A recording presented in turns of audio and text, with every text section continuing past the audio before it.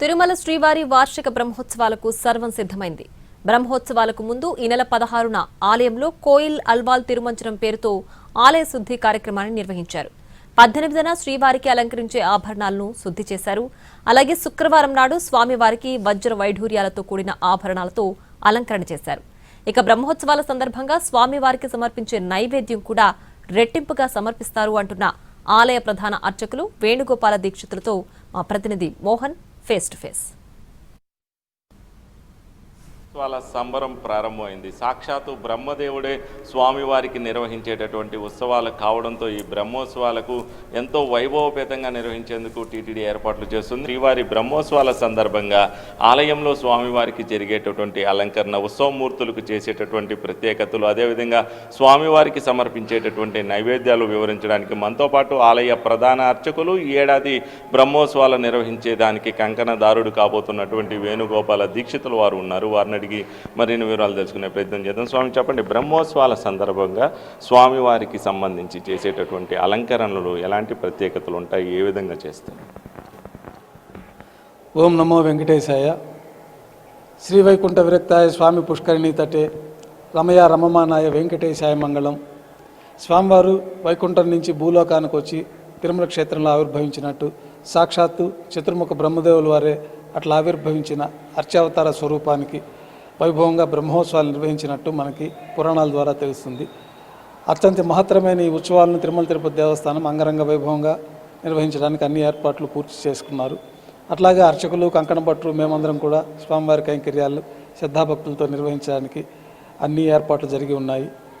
ముఖ్యంగా స్వామివారి యొక్క ఈ కైంకర్యాల్లో బ్రహ్మోత్సవాల్లో ముందు వచ్చే శుక్రవారం నాడు విశేషంగా అభిషేకం పూర్తయిన తర్వాత మూలమూర్తికి ఈ బ్రహ్మోత్సవాల సందర్భంగా వజ్రాల కిరీటము, వజ్రాల కర్ణపత్రాలు, వజ్రాల శంకుచక్రాలు, వజ్రాల భుజకీర్తులు, వజ్రాల నాగాభరణాలు, వజ్రాల కటిహస్తము, వజ్రాల వైకుంఠహస్తము, వజ్రాలతో తయారు చేయబడిన సూర్య కటారిని, అట్లాగే దశావతార వడ్డాణము, మకరకంటి అనే ఒక వజ్రాల హారాలన్నీ కూడా స్వామివారికి, బంగారు పీతాంబరము ఇత్యాది విశేషమైన ఆభరణాలతోటి ఈ బ్రహ్మోత్సవం రోజుల్లో స్వామివారి దర్శనమిస్తారు మూలమూర్తి.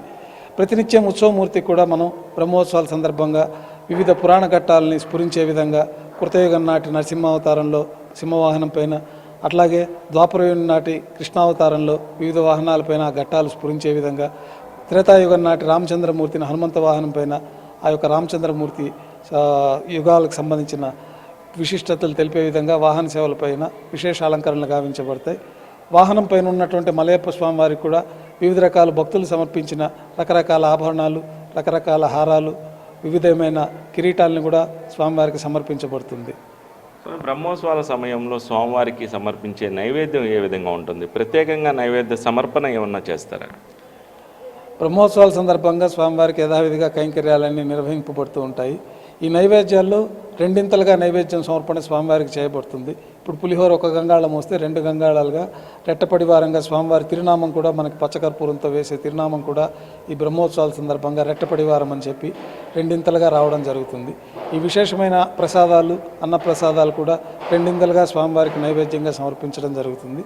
అట్లాగే ప్రతిరోజు ఉత్సవం పూర్తయినాక కుంభహారతి అయిన తర్వాత స్వామివారికి విశేషంగా కుంభహారతి ముందు కూడా ప్రత్యేకంగా దేవాలయంలోంచి తీసుకొచ్చి వాహనం పైన ఉన్న శ్రీ మలయప్ప స్వామివారికి విశేషంగా దోశ, అప్పము ఇట్లాంటి ప్రసాదాలన్నీ కూడా నైవేద్యంగా సమర్పించబడతాయి. సాధారణ రోజుల్లో ఉన్నటువంటి విధానానికి రెట్టింపుగా స్వామివారికి ఈ నైవేద్య సమర్పణ కార్యక్రమం ఉంటుందంటూ కూడా ఆలయ ప్రధాన అర్చకులు వేణుగోపాల దీక్షితులు వారు పేర్కొంటున్నారు. ఇది స్వామివారికి సంబంధించినటువంటి ప్రత్యేకతలు. కెమెరా పర్సన్ శ్రావంతో మోహన్ ప్రసాద్, ఎన్టీవీ, తిరుమల నుంచి.